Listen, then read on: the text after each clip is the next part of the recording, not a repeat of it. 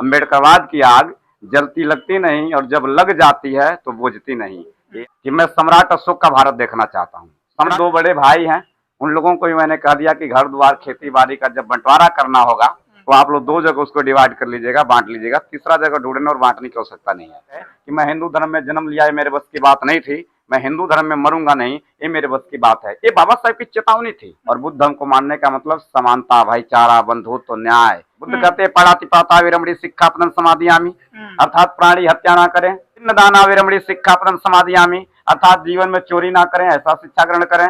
तीसरा लाइन बुद्ध कहते हैं कामेषु मिच्छाचारा विरमणी सिक्खापदं समादियामि, अर्थात जीवन में व्यभिचार दुराचार न करें, ऐसा शिक्षा ग्रहण करिए। और चौथा लाइन बुद्ध कहते हैं मुषावादा विरमणी सिक्खापदं समादियामि, अर्थात झूठ ना बोलें, चुगलबाजी और किसी का बुराई न करें, किसी के प्रति द्वेष की भावना न रखें। और लास्ट लाइन बुद्ध इस 5 रंगों में जो कसाय, जो केसरिया है, जिसको त्याग की भावना से हम लोग जानते हैं, शूरा मेरे मज्जा पमाद ठाना विरमणी सिक्खापदं समादियामि, अर्थात कच्ची पक्की शराब, मादक द्रव्यों का सेवन, जो नशीली पदार्थ है, इसका सेवन न करें, ऐसा शिक्षा ग्रहण करें। ऐसा भारत बनना चाहिए। आपने कहा कि आप अपना जीवन को पूरी तरीके से समर्पित कर दिए, यानी आप अपने घर से आप त्याग कर दिए, घर का गृह का त्याग कर दिया। बाबा साहब 14 अक्टूबर 1956 को हमारे यूपी के आगरा के उस रामलीला मैदान में आए थे, परिनिर्वाण से 9 महीना पहले। और कहते हैं लाखों लोगों को संबोधन करते हुए कि हमको हमारे समाज में जो अनपढ़ लोग हैं, गंवार लोग हैं, उनसे कोई गुरेज नहीं है। हमको तो हमारे समाज के पढ़े लिखे लोगों ने धोखा दिया है। ये कह करके बाबा साहब वहाँ आंसू बहा देते हैं। और जब मैंने भी पढ़ा बाबा साहब को, जैसे मैंने ग्रेजुएशन किया, पीजी किया, बीएड किया, तो ऐसा लगा कि ये जो कुछ मैं शिक्षा ले रहा हूँ तो ये बाबा साहब का देन है, बाबा साहब के बच्चों की कुर्बानी, माता रमाबाई के कुर्बानी का देन है। और बाबा साहब शायद हमको भी कहे कि पढ़े लिखे लोगों ने धोखा दिया, तो मुझे ऐसा लगा कि बाबा साहब हमको भी कहे कि मैं उनको जैसे पढ़ा हूँ तो मैं भी उनको धोखा दे रहा हूँ। तो मैंने संकल्प लिया। वैसे भगवान बुद्ध के धम्म को बाबा साहब अपनाए 14 अक्टूबर 1956 को, और कहे कि भारत बौद्धमय हो, ऐसा मेरा विचार है। मैं भारत को बौद्धमय बनाऊंगा। आज के बाद पूरा जीवन अपना धर्म के प्रचार प्रसार में लगाऊंगा। तो बाबा साहब इस विचार से प्रभावित होकर के कि हम धोखा न दें, तो फरवरी में 2019 हमने प्रवज्ञा लिया, बौद्ध धर्म को स्वीकार किया। और मानवर कांशीराम साहब को आदर्श मानते हुए 15 मार्च 2019 को मैंने पूर्णतः अपने घर परिवार को परित्याग किया। और हमसे 2 बड़े भाई हैं, उन लोगों को भी मैंने कह दिया कि घर द्वार खेती बाड़ी का जब बंटवारा करना होगा आपको जीवन में, भाई आज नहीं तो कल तो होना ही है, होता भी है, तो आप लोग 2 जगह उसको डिवाइड कर लीजिएगा, बांट लीजिएगा। तीसरा जगह ढूंढने और बांटने की आवश्यकता नहीं है। इतनी दीवानगी बाबा साहब के मिशन की, दीवानगी सबको नहीं होती है। हम लोग कहा करते हैं कि अम्बेडकरवाद की आग जल्दी लगती नहीं, अम्बेडकरवाद की आग जलती लगती नहीं और जब लग जाती है तो बुझती नहीं। ये आग लगी थी मानवर कांशीराम साहब को।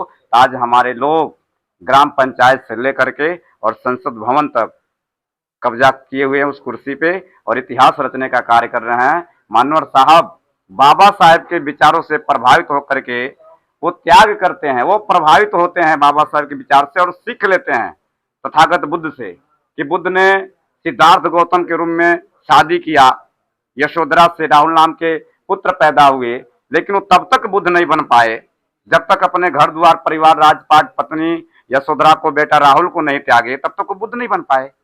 मैं तो आज खुश नसीब हूँ कि बुद्ध की ज्ञान स्थली जो बिहार कहा जाता है, उस बिहार की धरती पे पश्चिमी चंपारण के बेतिया और प्रखंड सिकटा में मैं उपस्थित हूँ। बाबा साहब का जो आलीशान प्रतिमा आज स्थापित हुआ है, और प्रतिमा स्थापित के उपलक्ष्य में आप हम सभी लोग इनकी जन्म उत्सव के कार्यक्रम को मनाने का कार्य किए हैं। तो मैं कोट कोट साधुवाद ज्ञापित करता हूँ बिहार के उस जाबाज बाबा साहब के सिपाहियों को, जिनके अंदर दीवानगी की बात की है, तो जिनके अंदर दीवानगी है कि आज इस परिसर में इतना आलिशान बाबा साहब और विशाल मूर्ति बाबा साहब की स्थापित हुई है। अच्छा, आप बौद्ध धर्म को लेकर गृह का त्याग कर दिए, बौद्ध धर्म फैलाना है, सम्राट अशोक का भारत आपको बनाना है। कैसा भारत बनाना है? बौद्ध में भारत, सम्राट अशोक का भारत, कैसी कल्पना है? बाबा साहब कहे कि भारत को बौद्धमय बनाना है। बाद में मानवर कांशीराम साहब कहते हैं कि मैं सम्राट अशोक का भारत देखना चाहता हूँ। सम्राट अशोक का भारत क्या था? उनके समय में उन्होंने बुद्ध के विचार से, बुद्ध के धम्म से प्रभावित होकर के 84,000 बुद्ध विहार, कॉलेज, यूनिवर्सिटी, स्तूपों का निर्माण करा करके इस देश को सोने का चिड़िया और विश्व गुरु का दर्जा दिलवाने का कार्य किए थे। वो बुद्ध काल समय था। यहीं तक नहीं, इसी बिहार की धरती पे नालंदा विश्वविद्यालय है। ऐसा मैंने पढ़ा है, सुना है कि नालंदा विश्वविद्यालय में 5 से 10,000 स्टूडेंट गर्ल्स और बॉय स्टडी करते थे, एजुकेशन लेते थे, पढ़ाई करते थे। और उसमें पढ़ाने वाले जो अध्यापक हुआ करते थे वो सब कसाय वस्त्र वाले चीवरधारी बहुत भिक्षु हुआ करते थे। तो भगवान बुद्ध का जो धम्म है वो इस देश में फैले। ये जो हमने गले में पंचशील पटका लगा रखा है, इस कार्यक्रम के आयोजक समिति के लोगों ने हम लोगों को सम्मान किया है। तो ऐसे साथियों को साधुवाद ज्ञापित मैं करता हूँ कि उन लोगों ने पटका लगा के हम लोगों को सम्मान किया है। बुद्ध का धम्म किस तरह से देश में फैले, इस 5 रंगों पे ही आधारित है। बुद्ध कहते हैं पढ़ाति पाता विरमणी शिक्षापदम समाधियामी, अर्थात प्राणी हत्या ना करें। बहुत सारे बाद में लोगों ने कहा जीवों पे दया करिए, ये बनिए वो बनिए। बुद्ध 2500 वर्ष पहले कहे कि प्राणियों पे दया करिए। फिर दूसरा लाइन बुद्ध का है अदिन्न दाना विरमणी शिक्षापदम समाधियामी, अर्थात जीवन में चोरी ना करें, ऐसा शिक्षा ग्रहण करें। तीसरा लाइन बुद्ध कहते हैं कामेषु मिच्छाचारा विरमणी शिक्षापदम समाधियामी, अर्थात जीवन में व्यभिचार दुराचार न करें, ऐसा शिक्षा ग्रहण करिए। और चौथा लाइन बुद्ध कहते हैं मुशावादा विरमणी शिक्षापदम समाधियामी, अर्थात झूठ ना बोलें, चुगलबाजी और किसी का बुराई न करें, किसी के प्रति द्वेष की भावना न रखें। और लास्ट लाइन बुद्ध इस 5 रंगों में जो कसाय, जो केसरिया है, जिसको त्याग की भावना से हम लोग जानते हैं, शूरा मेरे मज्जा पमाद ठाना विरमणी शिक्षापदम समाधियामी, अर्थात कच्ची पक्की शराब मादक द्रव्यों का सेवन, जो नशीली पदार्थ हैं, इसका सेवन न करें, ऐसा शिक्षा ग्रहण करें। ऐसा भारत बनना चाहिए। इस देश में बुद्ध के इस 5 रंगों को, 5 शीलों को लोग माने, पुनः इस देश को विश्व का दर्जा प्राप्त होगा, सोने की चिड़िया कहा जाएगा, ऐसा मैं मानता हूँ। वर्तमान दौर में तो मोदी जी गोबर का ये करे कोहिनूर है, और बाबा लोग आके करे गोबर खाओ कैंसर ठीक हो जाएगा, गाय का मूत्र पियो, ऐसा भारत है, ये विश्व गुरु है। उनका अपना सोच है, मैं उनके नहीं जाना चाहता। हम कहते हैं हमारा दही बहुत मीठा है, हमें उसकी बात करनी है। उनका दही खट्टा है, हमको उससे बात करने की आवश्यकता नहीं है। अब रही बात, वाकई में भगवान बुद्ध के धम्म आज बड़े पैमाने पे उन लोगों ने भी मानना चालू किया है। जितने भी मेडिटेशन सेंटर है भारत में, आप सर्वे करेंगे, आप तो वहां तक पहुंचेंगे। भगवान बुद्ध के धम्म को लोग कहते हैं कि ये तो दलितों का है, लेकिन पहला नंबर अध्ययन तो करें बुद्ध कौन थे। शाक वंश के, भारत के कुल वंश के, भारत के मूल निवासी वंश के वो राजा थे। आज मेडिटेशन सेंटरों में जाएंगे तो सबसे ज्यादा बुद्ध के धम्म की आवश्यकता उसी सवर्ण और ब्राह्मण समाज के लोगों की है। आप सर्वे करिए जाए मेडिटेशन सेंटर पे, तो पता चलेगा कि उनकी मन अशांत है और शांति की वो मेडिटेशन कर रहे हैं, बुद्ध के शिक्षाओं को ग्रहण कर रहे हैं। हाँ, ये मामला सीखना चाहिए बिल्कुल। भगवान बुद्ध के धम्म से वो लोग आज अपने मन को शांत कर रहे हैं, और हमारे लोग कहीं न कहीं इधर उधर भटक जा रहे हैं। जो गोबर और गोमूत्र की बात की है उसमें हमारे लोग भटक जा रहे हैं, वहां न जाकर के बुद्ध के शरण में आना चाहिए। और बुद्ध के धम्म को मानने का मतलब अपने जीवन को श्रेष्ठ बनाना।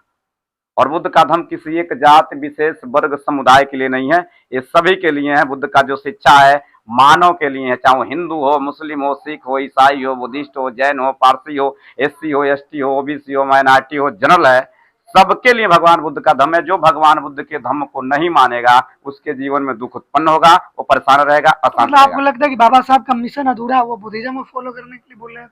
बाबा साहब का जैसे कि हम लोग नारा लगाते हैं बाबा साहब का मिशन अधूरा, हम सब मिलकर करेंगे पूरा, तो बाबा साहब का मिशन अधूरा का मामला 2 चीजें हैं मेरे हिसाब से। पहला नंबर तो बाबा साहब चाहते थे हमारे लोग सत्ता पे काबिज हों। जब सत्ता पे काबिज होंगे, चाहे वो ग्राम प्रधान का सीट हो या चाहे वो संसद भवन का सीट हो, तो वो अपने बहुजन समाज के हित के लिए, कल्याण के लिए बात करेंगे, पहला नंबर। दूसरा नंबर, बाबा साहब अंतिम दौर में बुद्ध के धम्म को अपनाए 14 अक्टूबर 1956 को, और कहते हैं कि मैं 2 साल जिंदा रह गया तो पुनः भारत को बौद्धमय बना दूंगा। और बुद्ध धम्म को मानने का मतलब समानता, भाईचारा, बंधुत्व, न्याय, ये सब सबके अंदर स्थापित हो जाएगा। इसलिए बुद्ध के धम्म को बाबा साहब अपना करके कहे कि मैं 2 साल जिंदा रहा तो भारत को बौद्धमय बना दूंगा। लेकिन दुख के साथ मैं कह रहा हूँ कि 2 साल कौन पूछता है, 2 महीने तक बाबा साहब नहीं रह पाए, 53वें दिन उनकी निधन हो जाती है। और वही बाबा साहब का जो सपना अधूरा है, मेरे हिसाब से उस पर काम करने की आवश्यकता है। उन्होंने 1936 में यह भी कहा था कि मैं इस धर्म में मरूंगा नहीं। हाँ, बाबा साहब कहे, मैं वो पुणे येवला में कहे, महाराष्ट्र में येवला में कहे कि मैं हिंदू धर्म में जन्म लिया, ये मेरे बस की बात नहीं थी, मैं हिंदू धर्म में मरूंगा नहीं, ये मेरे बस की बात है। ये बाबा साहब की चेतावनी थी। क्या चेतावनी थी? बाबा साहब उच्च डिग्री हासिल करके आते हैं लंदन से, वो कोलंबिया यूनिवर्सिटी से आते हैं पढ़ करके, वहां के राष्ट्रपति बराक ओबामा जब थे तो उनको समझ में आ गया कि बाबा साहब हमारे कोलंबिया यूनिवर्सिटी के सबसे विद्वान व्यक्ति रहे। उन्होंने बहुत आलिशान विशाल मूर्ति बाबा साहब का लगवाते हैं उस कोलंबिया यूनिवर्सिटी के गेट पे, और लिखवाते हैं द सिंबल ऑफ नॉलेज, अर्थात ज्ञान का प्रतीक। कोई ज्ञानी है तो भारत का अम्बेडकर, वो कहते हैं। और यहाँ के लोगों को ये दिग्भ्रमित किया जाता है कि बाबा साहब तो सिर्फ दलितों के लिए हैं, लेकिन ऐसा नहीं बात है। बाबा साहब सबके लिए काम किए, बाबा साहब सबके लिए उद्देश्य बनाए, और लास्ट में बाबा साहब कहे कि भारत बौद्धमय हो, सबको अमन चमन की जीवन मिले, बुद्ध के रास्ते पे चले।